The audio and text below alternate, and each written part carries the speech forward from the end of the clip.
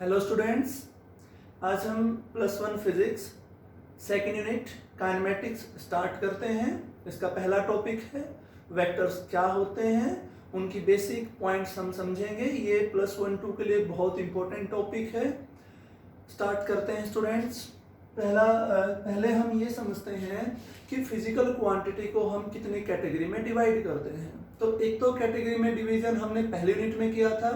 आज हम उनकी डायरेक्शन को इंक्लूड करके फिर उनका डिवीजन करते हैं।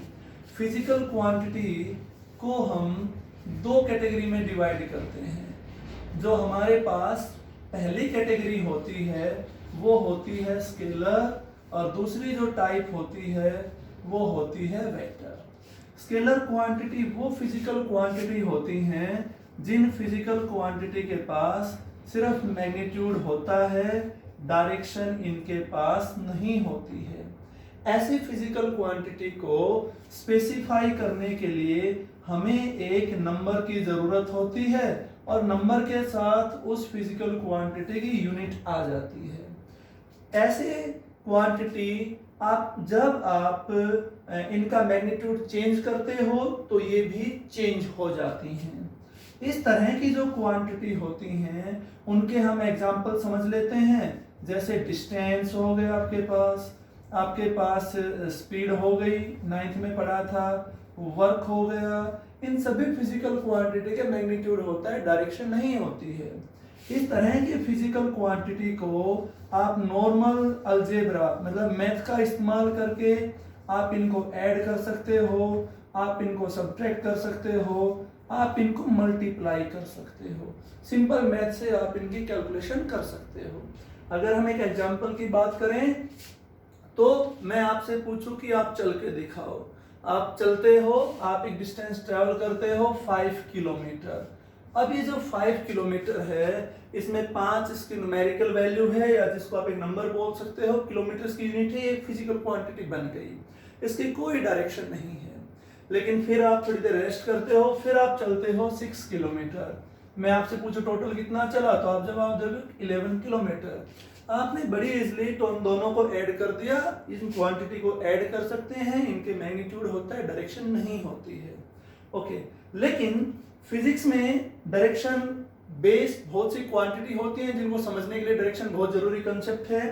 मतलब ऐसी क्वांटिटी जिनके पास मैग्नीट्यूड तो होता ही होता है, साथ ही साथ डायरेक्शन भी होती है। ऐसी फिजिकल क्वांटिटी विच है both magnitude as well as direction, हम उनको नाम देते हैं वेक्टर क्वांटिटी।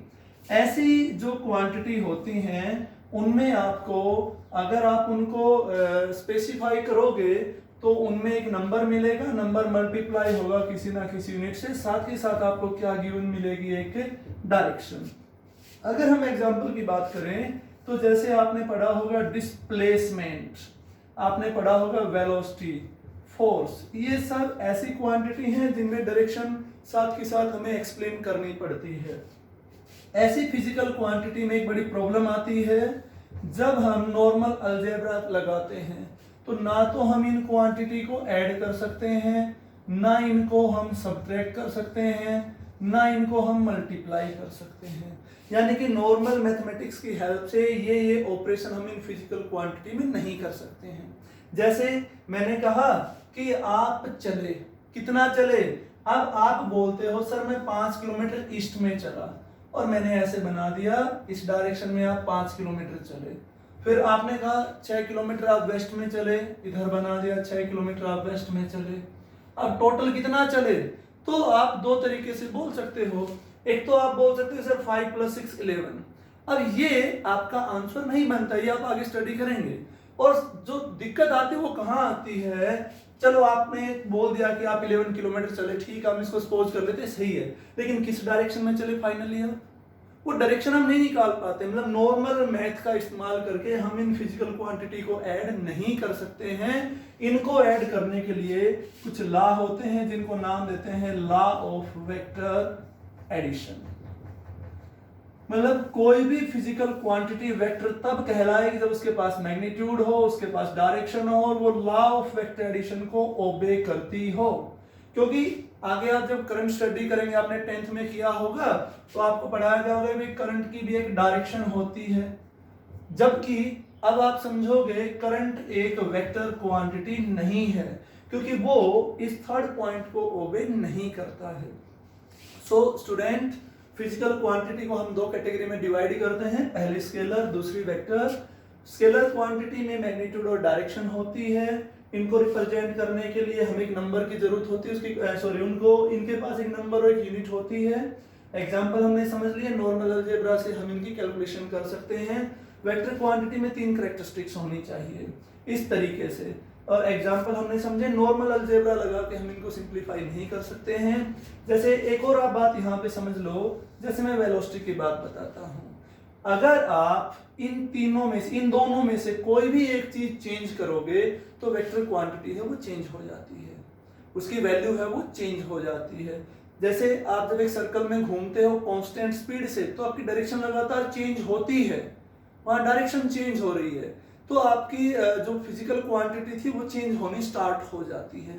ओके, अब ये जो फिजिकल क्वांटिटी है, ये जो वेक्टर क्वांटिटी है, इन वेक्टर क्वांटिटी की रिप्रेजेंटेशन, किसी वेक्टर क्वांटिटी को रिप्रेजेंट कैसे किया जाता है, तो वेक्टर क्वांटिटी की रिप्रेजेंटेशन नॉर्मल क्वांटिटी से थोड़ी अलग होती है। इसकी रिप्रेजेंटेशन में हम एक नया सिंबल इस्तेमाल करेंगे, क्या होता है वो सिंबल, उसको आप समझ लें, और ये डिफरेंस ही ये सिंबल बनाएगा। सिंबल को अगर किसी फिजिकल क्वांटिटी पे वो सिंबल है तो आप समझ लेंगे वो वेक्टर है, अदरवाइज वो स्केलर है। रिप्रेजेंटेशन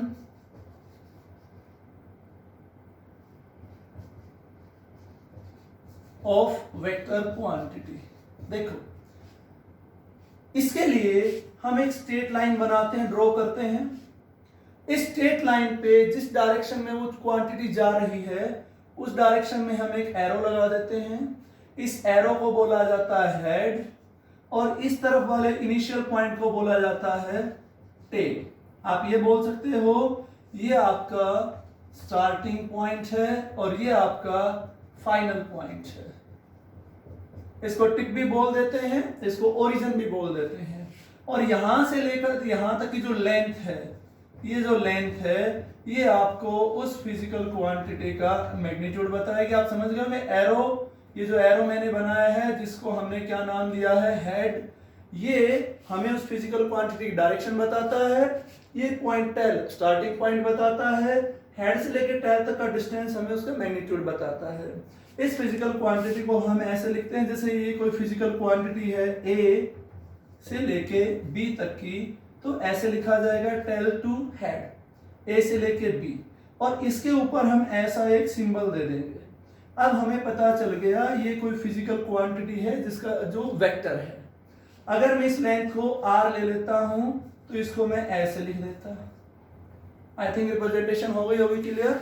आप एक स्ट्रेट लाइन ड्रॉ करोगे, एक पॉइंट पे एरो बनाओगे, एरो को हम हेड नाम देते हैं, वो हमें उसकी डायरेक्शन और फाइनल पॉइंट बताता है, और इधर वाले पॉइंट को हम टेल नाम दे देते हैं। दोनों के बीच का जो डिस्टेंस है वो हमें उसका मैग्नीट्यूड बताता है। और रिप्रेजेंट करने के लिए ए बी लिखने का मतलब इधर स्टार्टिंग पॉइंट, इधर फाइनल पॉइंट, एरो का निशान दे दिया। ये हमारी हो गई इसकी रिप्रेजेंटेशन। वेक्टर को हम दो कैटेगरी में डिवाइड करते हैं, टाइप ऑफ वेक्टर। वेक्टर की हम दो टाइप समझेंगे। पहला होगा हमारे पास पोलर वेक्टर, कोई ऐसा वेक्टर जिनके स्टार्टिंग पॉइंट होते हैं। अब स्टार्टिंग पॉइंट मतलब जैसे आपके पास डिस्प्लेसमेंट हो गया, आपके पास वेलोसिटी हो गई, ये सब वेक्टर आपके क्या कहलाएंगे, पोलर वेक्टर। मतलब आप यहां से चल पड़े ऐसे ऐसे, ये सब आपके पोलर वेक्टर हैं। दूसरा हम समझेंगे एक्सियल वेक्टर। ये वेक्टर जो हैं ये शो करते हैं रोटेशनल इफेक्ट को। अब रोटेशनल इफेक्ट का मतलब फैन चल रहा है ऊपर, फैन ऐसे चल रहा है, हमें नहीं पता उसका स्टार्टिंग पॉइंट क्या है, पर हमें वो घूमता दिखाई देता है। तो उस चीज को जो वेक्टर रिप्रेजेंट करता है वो वेक्टर है एक्सियल वेक्टर। जैसे एक फैन इस तरीके से घूम रहा है, इस तरीके से, या वो फैन इस तरीके से घूम रहा है ऐसे। ये आप देखोगे तो ये आपका हो गया क्लॉकवाइज और ये हो गया एंटी क्लॉकवाइज। अब ये ऐसे घूम रहा है इस तरीके से, यूं। देखो इसको मैं रिप्रेजेंट कैसे करता हूं ये समझ लो। आप इसको, ये आपके सामने इस तरीके से है, ऐसे जा रहा है ऐसे, और इस तरफ आ रहा है। तो राइट हैंड को देखो, आप धीरे धीरे समझेंगे आप नियम को।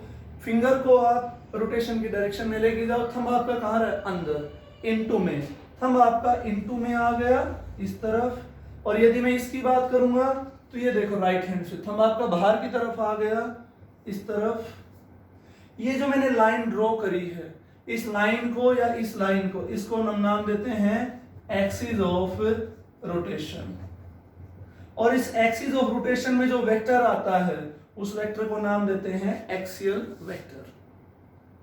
जिन वेक्टर का एक स्टार्टिंग पॉइंट होता है उनको हम नाम देते हैं पोलर वेक्टर, जैसे डिस्प्लेसमेंट, वेलोसिटी। और जो वेक्टर रोटेशनल इफेक्ट को शो करते हैं, जैसे ये हो गया क्लॉकवाइज हो गया, जिस एक्सिस के चारों तरफ रोटेट करता है वो एक्सिस ऑफ रोटेशन, और एक्सिस ऑफ रोटेशन पे जो वेक्टर आ रहा है वो हमारा हो गया एक्सियल वेक्टर। ये कहाँ यूज होंगे, जब आप पढ़ोगे angular displacement, angular velocity and etcetera, circular motion या रोटेशनल मोशन स्टडी करोगे तब। ओके, अब ये जो हमारे पास वेक्टर आए हैं, इन वेक्टर में छोटी छोटी बातें हैं जो आपने समझनी है। कब दो वेक्टर इक्वल कहलाएंगे, कब वो एक दूसरे के अपोजिट कहलाएंगे, कब दो वेक्टर हैं वो कोप्लेनर कहलाएंगे, कब दो वेक्टर को इनिशियल कहलाएंगे, कब वो कोलिनियर कहलाएंगे। मतलब वेक्टर को अलग अलग तरीके से अब हम समझ लेंगे। उसके बाद हम 2-3 बेसिक सी बातें करेंगे, फिर हमारा वेक्टर का जो बेसिक है वो क्लियर हो जाएगा। तो हम पहला समझते हैं इक्वल वेक्टर। इक्वल वेक्टर आप कब कहोगे दो वेक्टर इक्वल हैं, तो बड़ा आसान है। आपके पास दो वेक्टर हैं इस तरीके से, पहला वेक्टर जिसको मैंने ए बोल दिया, और ये मेरे पास है दूसरा वेक्टर जिसको मैंने बी बोल दिया। आप ध्यान से देखें, दोनों वेक्टर का मैग्नीट्यूड सेम है, डायरेक्शन भी सेम है, तो हम इनको नाम देंगे इक्वल वेक्टर। क्या बोला है मैंने, दोनों का मैग्नीट्यूड, ये देखो जितना ये बड़ा है उतना ये बड़ा है, डायरेक्शन भी सेम है, they are called equal vector. दूसरा हम समझते हैं, इक्वल वेक्टर के बाद हमारे पास आएगा नेगेटिव वेक्टर। नेगेटिव को आप अपोजिट भी बोल सकते हो। अपोजिट या नेगेटिव वेक्टर क्या होता है, तो ये समझो नेगेटिव और अपोजिट क्या होता है। तो ये एक वेक्टर है ए, और जितना इसका मैग्नीट्यूड है उतना ही दूसरे वेक्टर का मैग्नीट्यूड है, पर डायरेक्शन क्या है, अपोजिट। ये देखो अब दो वेक्टर हैं, मैग्नीट्यूड सेम है, डायरेक्शन अपोजिट है, तो ये वेक्टर कहलाएंगे अपोजिट या नेगेटिव वेक्टर। और उसके लिए मैंने यहाँ पे ये नेगेटिव साइन दे दिया है। यहाँ पे दोनों पैरेलल थे, 0 एंगल था, यहाँ पे एंगल 180 हो जाता है। एंगल बताऊंगा तब समझ में आएगा। तीसरा देखो, इसके बाद में हमारे पास होगा को इनिशियल वेक्टर। को इनिशियल वेक्टर जिनके इनिशियल पॉइंट कॉमन हो, जैसे ये एक इनिशियल पॉइंट, ये वेक्टर इधर गया, से दिस इज ए, ये इधर गया, दिस इज बी, ये इधर गया, दिस इज सी। अगर कुछ गिवन वेक्टर आपको हैं और सभी का इनिशियल पॉइंट कॉमन है तो हम उनको नाम देंगे को इनिशियल। फिर हम पढ़ेंगे को लीनियर वेक्टर, ऐसे वेक्टर जो सेम लाइन, जिनकी लाइन ऑफ एक्शन, जिनकी लाइन है वो कॉमन है। जैसे ये वेक्टर है ए और दूसरा जो वेक्टर है वो भी इसी लाइन में लग रहा है, इधर मैग्नीट्यूड अलग अलग हो सकता है, लाइन सेम है। या फिर ये वेक्टर ए है और ये वेक्टर आपका बी है, क्या फर्क है दोनों में, लाइन देखो, लाइन ऑफ एक्शन दोनों की सेम है। इसको हम बोल देते हैं पैरेलल वेक्टर, इसको एंटी पैरेलल बोल देते हैं। अब मैग्नीट्यूड में भी डिफरेंट बट डायरेक्शन यहाँ सेम है, पैरेलल या लाइक वेक्टर, मैग्नीट्यूड में भी डिफरेंट पर line of action line same है, they are called anti parallel vector. Next हमारे पास आएगा कोप्लेनर वेक्टर, ऐसे वेक्टर जिनका प्लेन कॉमन हो। प्लेन का मतलब ये देखो, प्लेन का मतलब ये हो गया कि ये आपकी एक्स एक्सिस है रेड कलर से और ये आपकी है ब्लैक कलर से वाई एक्सिस। अब इनका प्लेन कौन सा होगा, ये वाला प्लेन होगा। जो वेक्टर मेरे पास, ये दो वेक्टर हैं, ये ब्लू वाला ग्रीन ब्लू वेक्टर है, ये वेक्टर ऐसा आ गया। अब इसको आप ध्यान से समझें, आप इसको ऐसे देखें, अगर ये इन्हीं की सिधाई में आ रहा है तो प्लेन है इनका सेम है, लेकिन बी को मैं इधर बना देता हूं, इधर बना देता हूं, तो ये प्लेन कॉमन नहीं है। मतलब अगर मेरा ये जो पेन है इस बोर्ड में ही आ रहा है इस तरीके से, तो ये कोप्लेनर है, लेकिन अगर मेरा बाहर की तरफ आ गया तो ये प्लेन सेम नहीं है। तो आप ये देखो, ये एक प्लेन है रेड और ब्लैक, जो जो इस प्लेन में आएंगे ऐसे ऐसे या ऐसे इस तरीके से सब वो कोप्लेनर, लेकिन जो इस प्लेन से बाहर ऐसे ऐसे ऐसे हो गए तो वो कोप्लेनर नहीं होंगे। ओके, उसके बाद हमारे पास आएगा, इसके बाद आएगा हमारे पास localized vector and non localized vector. ये क्या होते हैं? लोकलाइज्ड वेक्टर वो होते हैं जिनका स्टार्टिंग पॉइंट फिक्स होता है और इनका स्टार्टिंग पॉइंट फिक्स नहीं होता। ऐसे वेक्टर जिनका स्टार्टिंग पॉइंट फिक्स है, देखो एक तो स्टार्टिंग पॉइंट होना, वो पोलर हो गए, और स्टार्टिंग पॉइंट फिक्स हो जाना, उनको हम नाम देंगे लोकलाइज्ड, और स्टार्टिंग पॉइंट फिक्स ना हो तो उनको हम नाम देंगे डी लोकलाइज्ड वेक्टर। अब ये तो जर्नल थे, अब जो हम समझेंगे उनकी हमें कैलकुलेशन जब हम करेंगे, वेक्टर्स के न्यूमेरिकल करेंगे, तो उनकी हमें जरूरत पड़ेगी कि किसी भी वेक्टर का मॉडुलस या मैग्नीट्यूड कैसे निकालोगे, और यूनिट वेक्टर क्या होते हैं, कौन सी एक्सिस में यूनिट वेक्टर किससे रिप्रेजेंट किया जाएगा। सो नेक्स्ट हमारे पास आ गया मॉडुलस ऑफ वेक्टर। अब ये बड़ा इंपॉर्टेंट पॉइंट है, मॉडुलस ऑफ वेक्टर।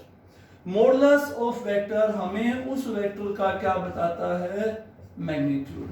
और आप समझ जाओ, सिर्फ मैग्नीट्यूड बताया तो मॉडुलस हमारे पास एक स्केलर क्वांटिटी हो चुकी है।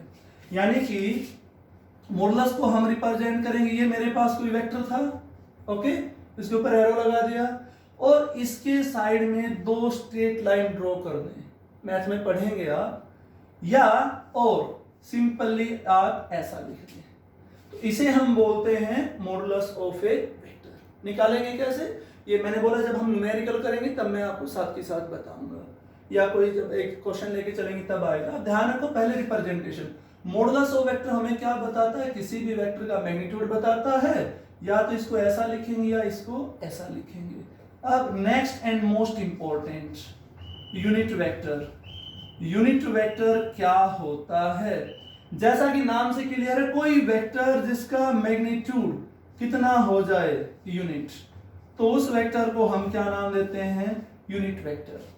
मॉडुलस ऑफ वेक्टर का मतलब उसका मैग्नीट्यूड निकालना, और मैग्नीट्यूड निकाला वो 1 आ गया, तो हम उस वेक्टर को क्या नाम देंगे? Unit vector. यानी कि किसी भी वेक्टर में दो चीजें इंपॉर्टेंट है, एक तो है उसका मैग्नीट्यूड और दूसरी उसकी डायरेक्शन। तो डायरेक्शन तो आपने जो कैलकुलेशन, आपने जो वेक्टर निकाला उसकी वही थी सेम, लेकिन उसका मैग्नीट्यूड कितना आ गया? 1। यदि किसी वेक्टर का मैग्नीट्यूड 1 आ जाए, उसकी डायरेक्शन वही रहे जो मेन वेक्टर की थी, तो अब उस वेक्टर को हम क्या नाम देते हैं? Unit vector. यूनिट वेक्टर को रिप्रेजेंट कैसे करते हैं? किसी भी वेक्टर के ऊपर इस तरह का निशान, साइन, सिंबल लगा देते हैं, इसे बोला जाता है कैप। अब ये निकाला कैसे जाएगा? जो भी वेक्टर आपके पास था उसे उसके मॉडुलस से डिवाइड कर दो, और इसको आप कैसे लिख सकते थे? तो ये मॉडुलस आया था, इसको आपने ऐसे रिप्रेजेंट किया था, और यहां से अगर मैं क्रॉस मल्टीप्लीकेशन करूंगा तो मेरे पास ये वेक्टर बराबर हो गया a इंटू में a कैप। ये बहुत इंटरेस्टिंग समझने वाली बात है कि जो वेक्टर क्वांटिटी है उसको ऐसे लिखा जा सकता है, मैग्नीट्यूड के आगे यूनिट वेक्टर लगा दिया जाए, और यूनिट वेक्टर हमें उसकी बता रहा है डायरेक्शन, और उसका मैग्नीट्यूड होता है 1। ओके, तो अब हम समझते हैं orthogonal unit vector. Orthogonal unit vector.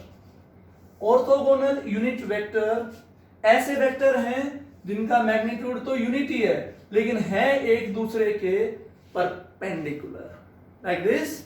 ये हमारे पास कौन सी एक्सिस है? एक्स, ये वाई, और ये होती है जेड एक्सिस। अब 11th में आप 3 एक्सिस स्टडी करेंगे, इसको हम नाम देते हैं ओरिजिन। तो जो यूनिट वेक्टर हमें एक्स एक्सिस में बनाना है, एक्स एक्सिस में जो यूनिट वेक्टर आया है उसे हम रिप्रेजेंट करते हैं आई से, वाई में जो आता है उसे रिप्रेजेंट करते हैं जे से, और जो जेड में यूनिट वेक्टर आएगा उसे रिप्रेजेंट करेंगे के से। यूनिट वेक्टर का मैग्नीट्यूड यूनिट होता है, डायरेक्शन वही होती है जो मेन वेक्टर की है।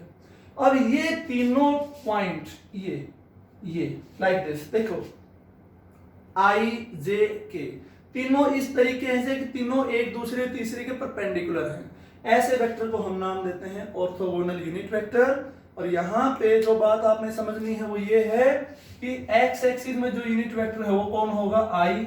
यानी कि यदि एक्सिस आपके पास नेगेटिव हो जाएगी तो यूनिट वेक्टर कौन आ जाएगा, माइनस आई। नेगेटिव एक्स एक्सिस किधर होगी, इस तरफ। वाई एक्सिस में किससे रिप्रेजेंट करेंगे, जे, तो नेगेटिव वाई में इस तरफ कौन आ जाएगा आपका, तो नेगेटिव वाई में आ जाएगा माइनस जे। और के में आप जेड एक्सिस में यूनिट वेक्टर कौन है आपके पास, तो के।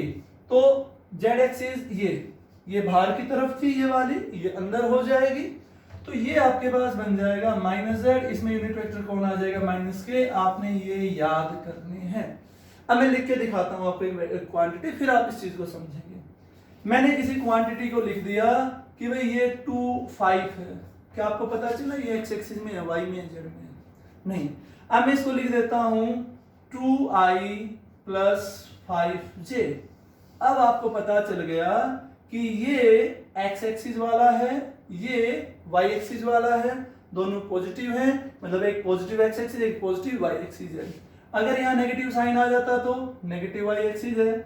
अगर मैं यहाँ ऐसा लिख देता 3k, मतलब इस वैल्यू में एक्स एक्सिस भी इंक्लूड है, वाई एक्सिस भी, जेड एक्सिस भी।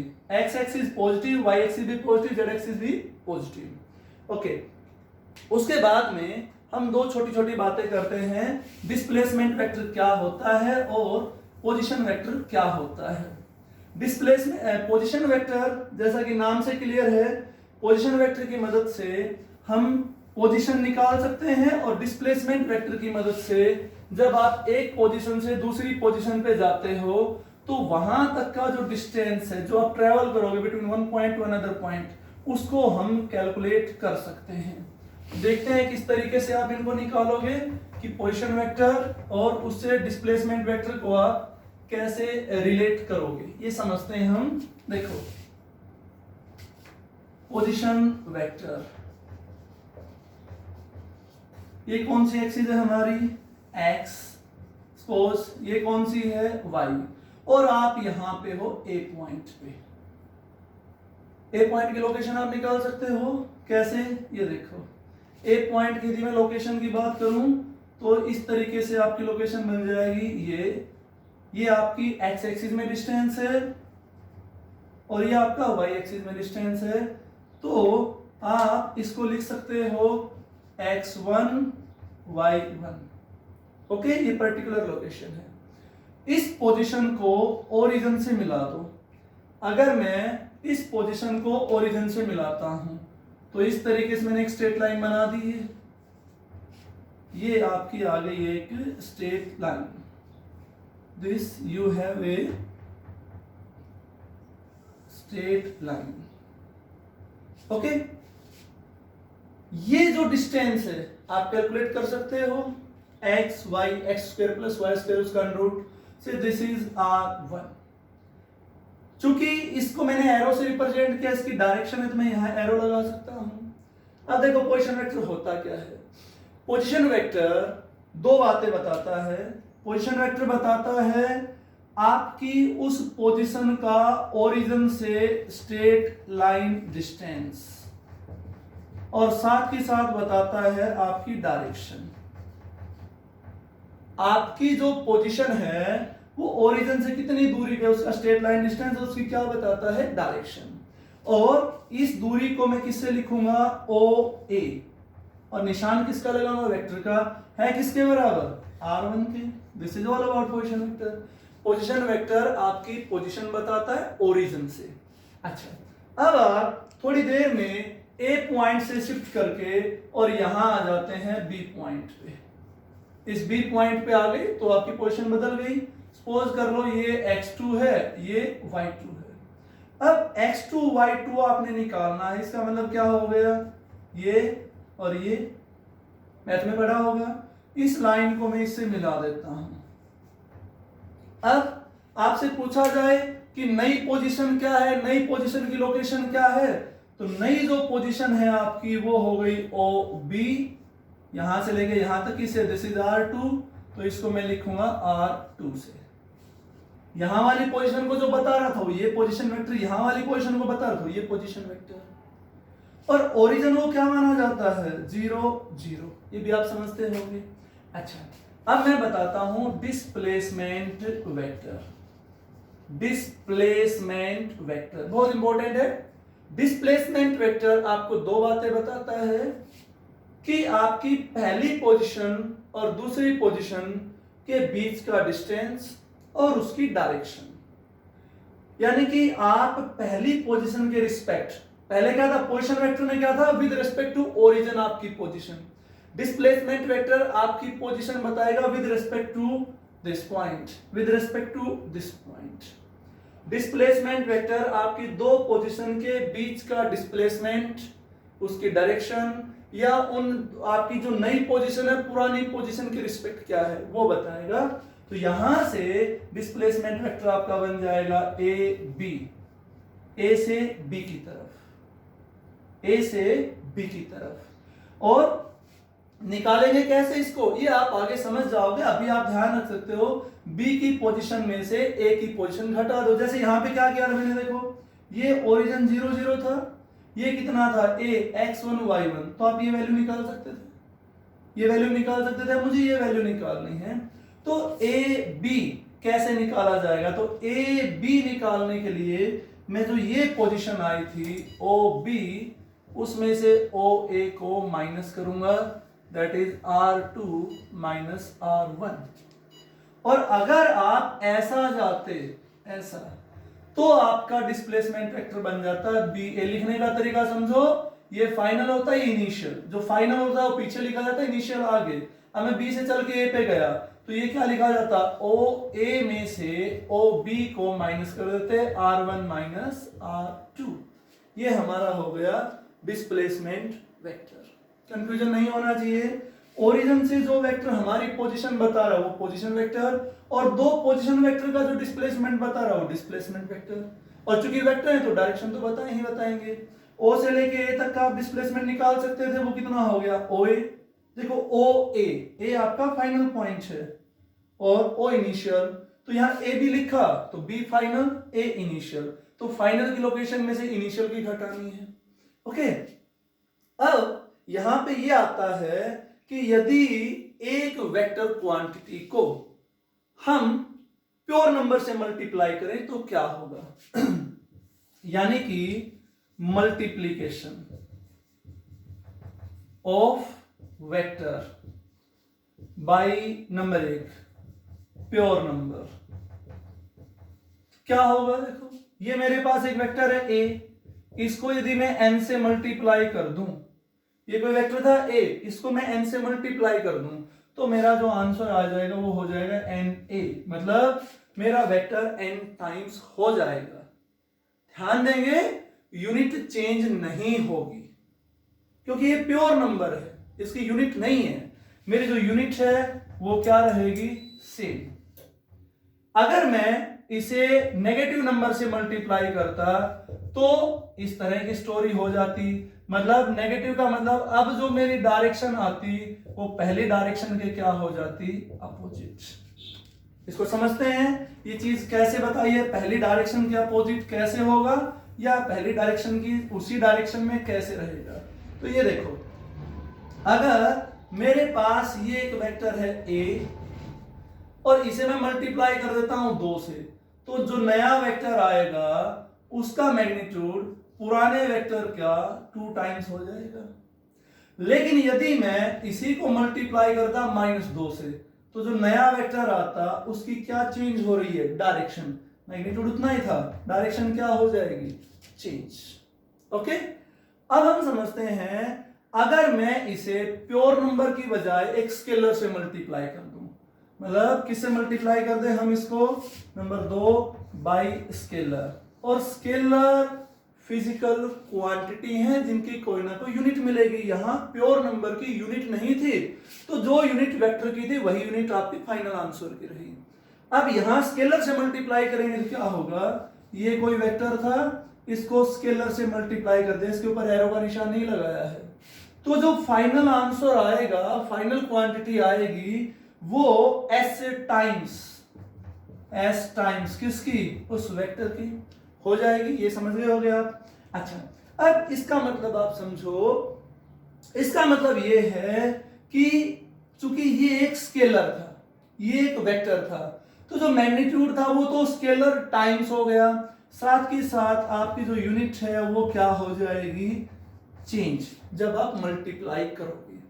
फॉर एग्जाम्पल आपके पास फोर्स था, फोर्स को आप मल्टीप्लाई कर दो टाइम से, और टाइम आप जानते हो स्केलर होता है, फोर्स वेक्टर होता है, तो एक नई क्वांटिटी बन गई जिसका नाम है इंपल्स, और इंपल्स की यूनिट है वो भी चेंज होती है फोर्स की बजाय। तो ये हमारे पास अलग अलग टाइप्स के वेक्टर हो गए। वापस हम रिवाइज करते हैं, वेक्टर्स क्या होते हैं, स्केलर क्या होते हैं, वेक्टर होने की 3 कंडीशन क्या थी, उसके बाद वेक्टर 2 टाइप के थे, पोलर, एक्सियल, फिर वेक्टर को रिप्रेजेंट कैसे करेंगे, वेक्टर का मैग्नीट्यूड कैसे निकालेंगे, इक्वल वेक्टर, अपोजिट वेक्टर, और मॉडुलस कैसे निकालेंगे, ऑर्थोगोनल यूनिट वेक्टर क्या थे, एक्स एक्सिस में क्या वेक्टर होगा, वाई में क्या होगा। अब हम एक एग्जांपल से इन चीजों को समझते हैं। देखो, अब सपोज कर लो हमारे पास कोई वेक्टर है, और उस वेक्टर को मैं रिप्रेजेंट कैसे करूंगा, पहले तो मैं ये बता देता हूं। देखो, ये कोई वेक्टर है A, और इसको लिखा गया ऐसे 2i + 3j + 4k। अब कुछ बातें समझ लो, इस वेक्टर में 3 डायरेक्शन आ रही हैं। एक्स एक्सिस में इसका मैग्नीट्यूड 2 है, वाई एक्सिस में इसका मैग्नीट्यूड 3 है, और जेड एक्सिस में इसका मैग्नीट्यूड 4 है। मतलब अब हमने जो ये वेक्टर लिया है, क्या ये इस बोर्ड में लिया है, इस रूम में लिया है, आंसर होगा 3 कोऑर्डिनेट है, 3D, रूम, वॉल्यूम, ऐसा आप समझ सकते हो। तो यदि मैं आपसे कहूं आप इसका मैग्नीट्यूड निकालो, मैग्नीट्यूड निकाले मतलब इसका क्या निकालो, मॉडुलस। तो मॉडुलस कैसे निकालोगे, इसका स्क्वायर प्लस इसका स्क्वायर प्लस इसका स्क्वायर, सारे का लेना है स्क्वायर रूट। 4, 9, 16, ये आ गया 29। अब मैं कहूं यूनिट वेक्टर निकालो, तो यूनिट वेक्टर निकालने के लिए क्या करोगे, उस वेक्टर को उसके मॉडुलस या मैग्नीट्यूड से डिवाइड कर दोगे, जैसा कि मैंने आपसे बताया था, ऐसा भी लिख सकते हो। और ये आ गया था आपका 2i + 3j + 4k, इसको डिवाइड कर दोगे √29 से, अलग अलग करके लिख दो, 2/29i + 3/29j और प्लस 4/29k। इस तरीके से आप इसको लिख सकते हो। ओके,